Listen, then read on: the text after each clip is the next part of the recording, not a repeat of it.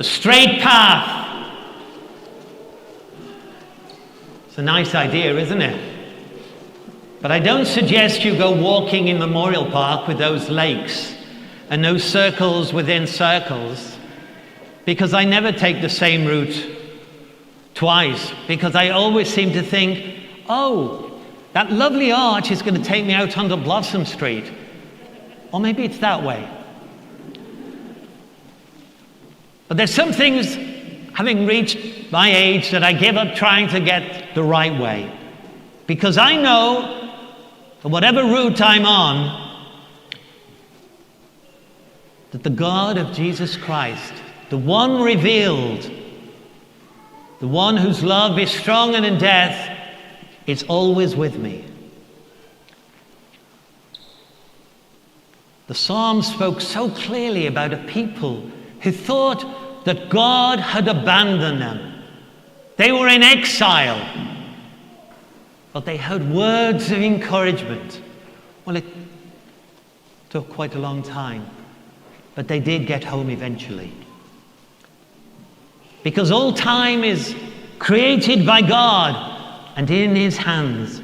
And I'm so glad that those of you seeking baptism, those of you seeking full communion, have decided to join us here at St. Teresa's in the park.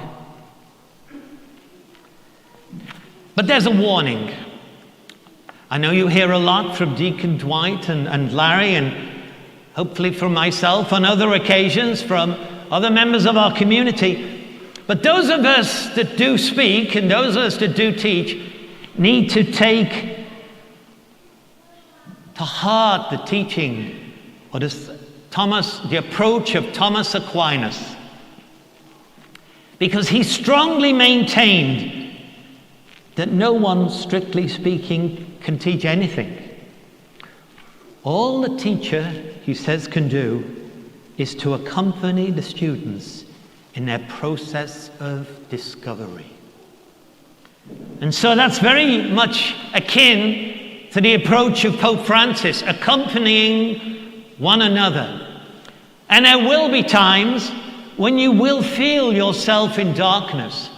But I hope at those times that you don't abandon a path, but you seek company, to accompany in your darkness, to accompany you in your sorrow.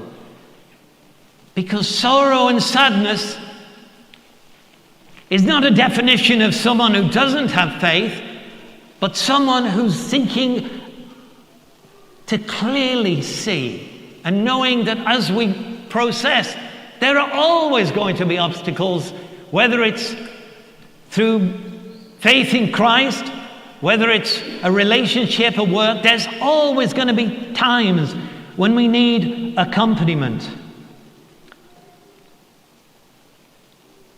And this is what another saint said. We, like those who travel in the dark, must sing, especially when we're afraid of the wild beasts in the dark. So I hope that any fear, any anxiety is something that you learn more and more to share. Even though at times you might think it's contrary to what we believe. If it's in your heart, then share it. Allow God's grace to work through you and those who accompany you, that you can find time and time again, the path. And that path is always a path of mercy.